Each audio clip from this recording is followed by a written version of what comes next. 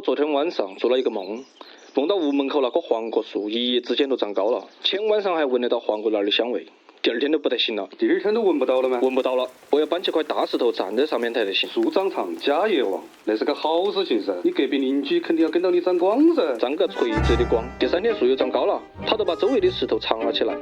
他说那个树不是他屋头的，但是石板是他捡的，按块收费，价格一哈儿就涨上去了。后来隔壁乡镇的人全部都过来捡，都连在树下面卖花椒的老太婆生意都好得很。树上举人气，树下做生意。老太婆跟到你发财，有啥子不对？凭劳动吃饭没啥子不对。是噻，有啥子问题嘛？花椒不麻了，里头刺儿多了。对面火锅店和小面馆的价格也跟到涨了，钱倒是赚了，但是东西变了。有钱赚都行了，你管得到那么多？你换家吃不都就行了嘛？哎，对头哈，换家吃都可以了。你打算去哪家吃？围城外头去吃。你不打算回屋头吃？回呀，我的家不在围城里头，因为好东西都在城外头。走了，不说了，回去吃小面。呀呀，君归来呀呀，君归来呀呀。戴历经沧海呀，大阅尽悲欢，心放卷纸帆。君一尘满面，污泥满身，好个白发迷途人。今日归来不晚，彩霞灼满天，明月做烛台。呀咿呀咿归来呀咿呀咿归来呀耶，一苦难为传呀咿呀泪为欢，此地仙间。莫说天无涯呀海无岸，纵然归程须万载。今日归来不晚，与故人重来，天真做少年。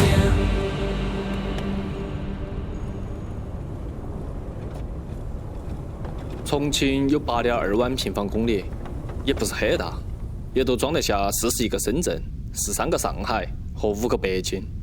如果从重庆江北机场坐飞机往山东飞，你都可以清楚地看得到繁华的城市群都集中在渝西。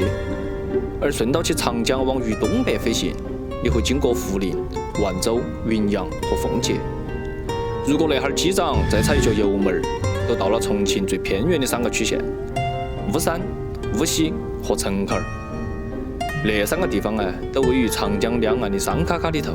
因为离主城区实在是太过于遥远，所以不光是外地人，就连我那个半途族都是从来没有开车去好好了解过。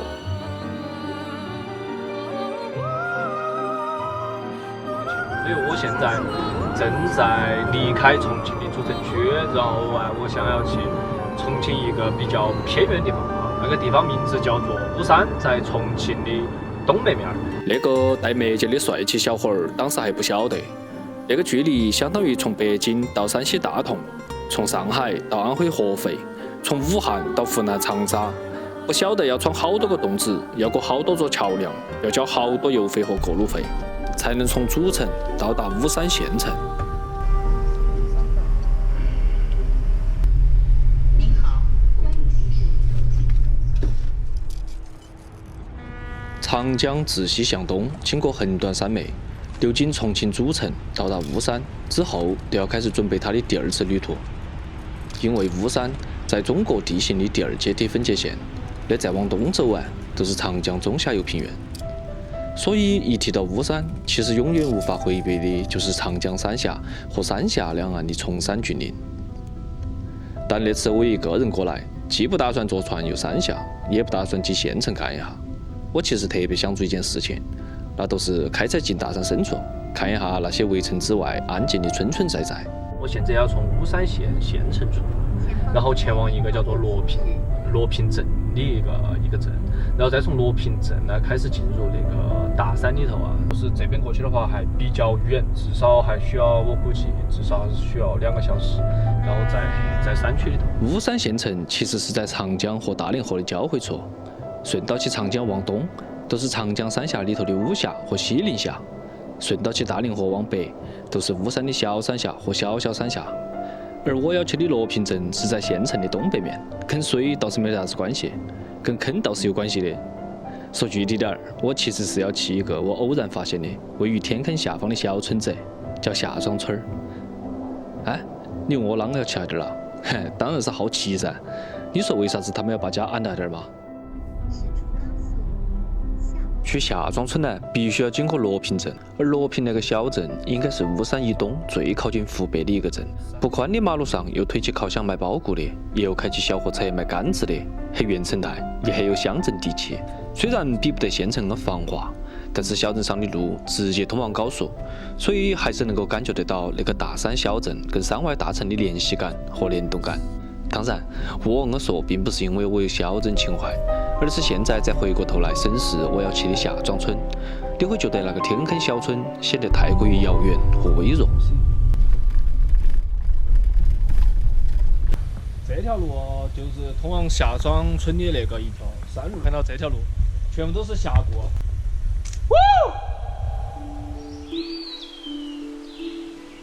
那条进村的峡谷公路虽然只有1公里长，但是当我一个人穿行在那个昏暗的地方，总是觉得那条路越来越长，周围的时间也变得越来越慢。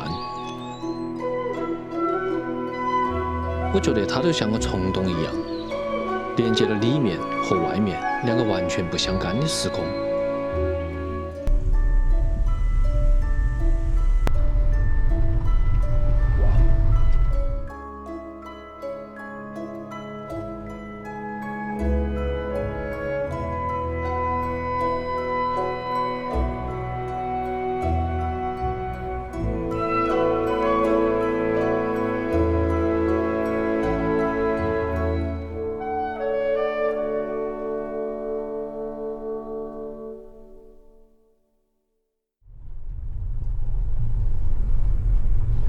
我现在已经下到那个谷底了哈，现在就是在这个村道里头。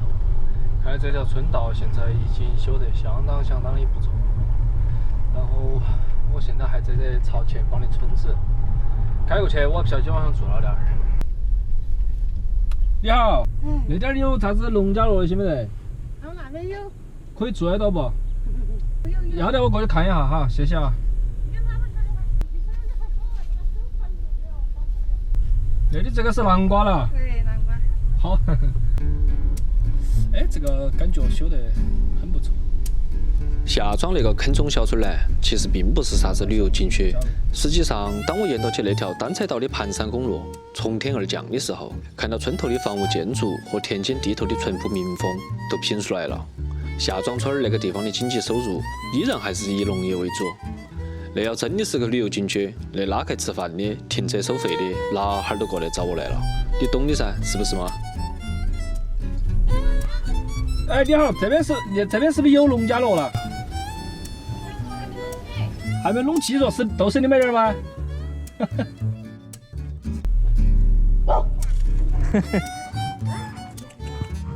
不能啊！哎，我倒开水喝好。要得。我喜欢狗的。那位充满生机的村民呢，是袁大姐。袁大姐和她家另外2户亲戚在村组织的帮助下，搞了个农家乐，叫商河园农家乐。可惜我到的时候还没有开始搞装修，所以还租不到人。不过虽然袁大姐做不了我的生意，但是依然淳朴热情，转身都说去给我择菜煮面吃，拦都拦不住。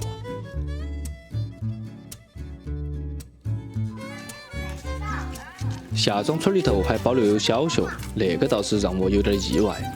妹妹，你们是放学了吗？已经放学了，你们学校在哪里嘛？你们学校在哪里嘛？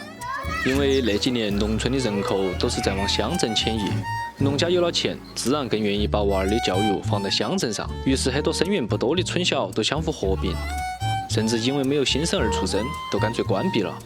所以不管是从学校设置、经济作物，还是村民新旧交替的房子，都可以看得出来，现目前的夏庄村呢，整体不算是贫困，但是肯定也算不上富裕。反正在我看来，在那个坑中小村的风雨几百年里头啊，村民的质朴没有变过，村子里的香火也没断过。他们今天刚好在结婚，是在家里儿了。上去看一下。夏庄村呢，今天恰好有喜事。听村民说，今天是夏庄村往坑外头嫁女儿的日子。新娘的老汉儿马大哥一早就起了床，安排乡里乡亲做好耍好，吩咐乡头的师傅打坐摆灶。那个煮的啥子嘛？卤的肉嗦。这个是煮的猪膀。哦。啥子都有。这个是肥肠啊。大肚儿哦，肚儿。虽然排场比不到镇上，但那个师傅的执着和认真，那是一点儿都不少的哦。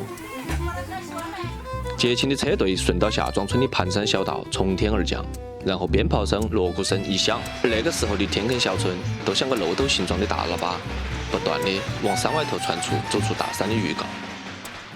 不过那天我没有看到新娘，因为看到一半都遭商河园的妹子喊过去吃面了。哦。对，下村的妹子啊。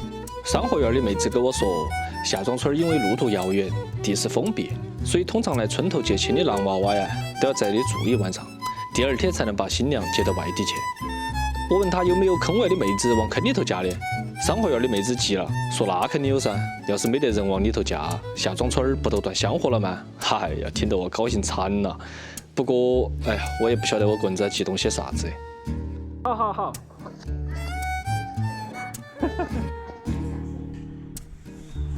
这是咋子？吃面条啊那个岳大姐，你来碗面呢？不，你那盆面呢？好有分量哦。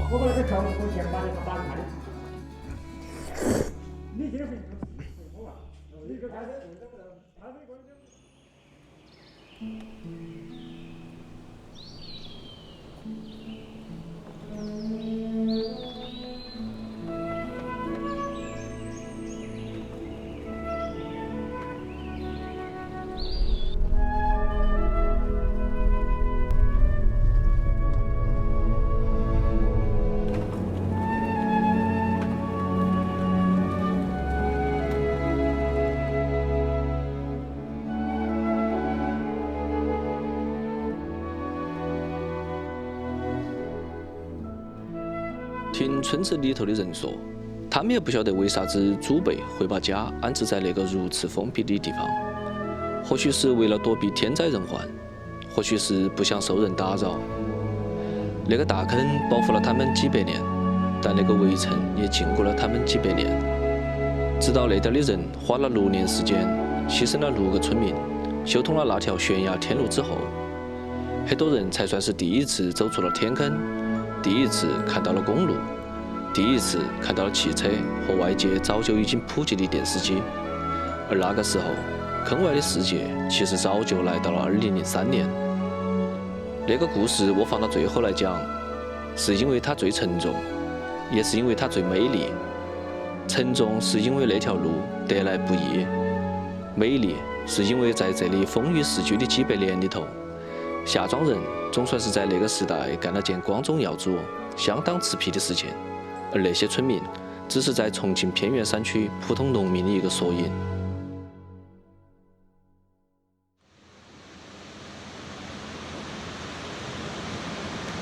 哎，你好，是你说，这个都下来呀？啊，我下来看一下。那是。你个人在这里啊？哎，我一个人在这里吃饭的。我不知道，我刚刚来噻，我一路都我车上。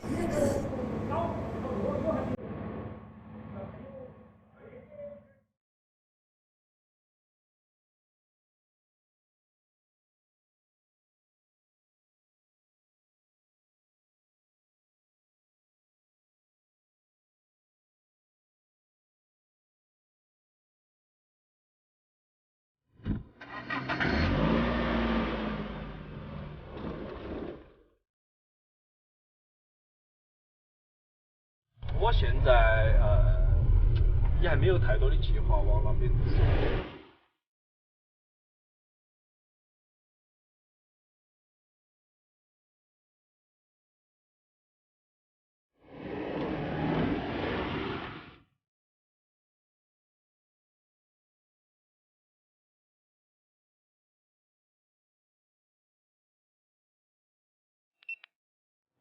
离开下庄村之后村我在犹豫是回市区，还是继续沿着起那条路走下去。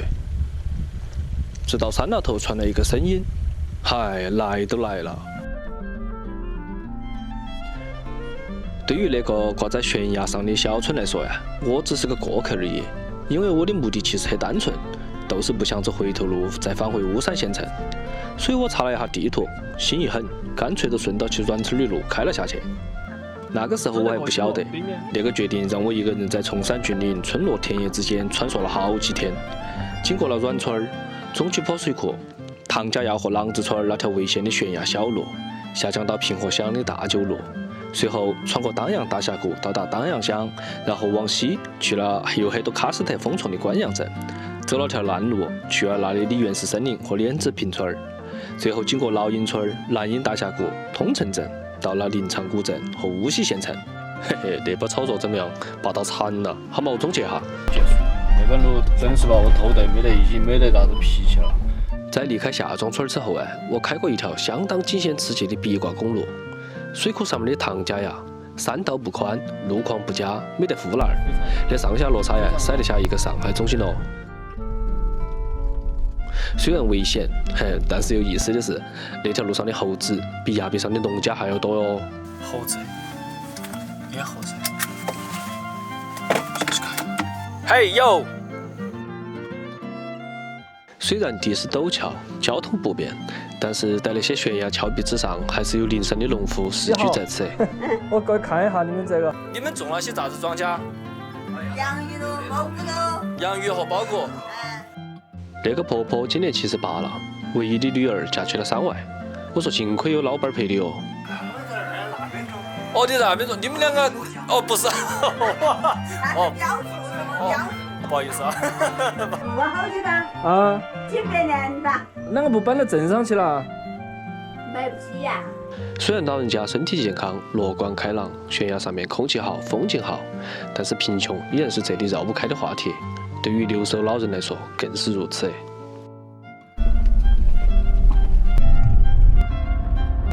全部是万丈深渊。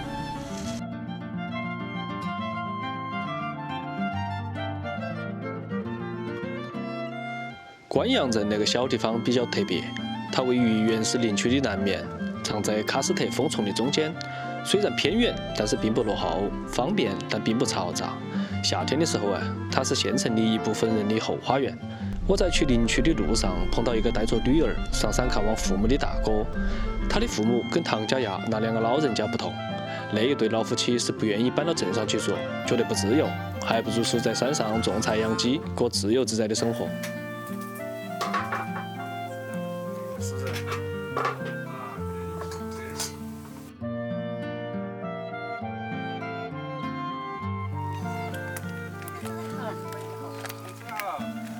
穿行在那些偏远山区的每一天，都让我感到由衷的温暖。不管是那点的山，还是那点的人，他们不仅给了我围城之外的田野和烟火，还让我看到了质朴和纯粹。那都是重庆，一切都是天性使然。而在那些城市闪光背后的，其实都是些艰苦朴素的生活。所以楼高灯亮固然重要，但是一场火锅才晓得地不地道。我想，那才是真实的重庆。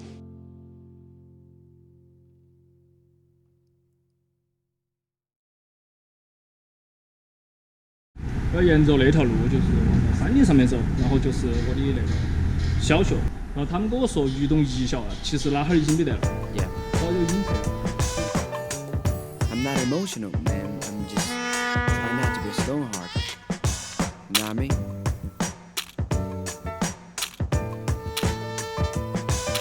这边人多不多嘛？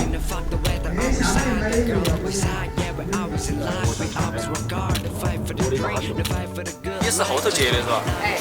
年了哈。这个这儿14年了。14年了。说你姐姐啊？她生病了嘛，人生病要紧嘛，现在人都看得淡了。对头。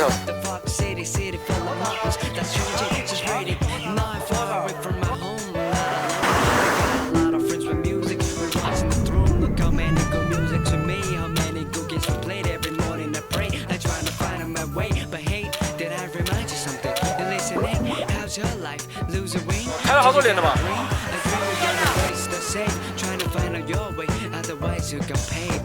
看不完的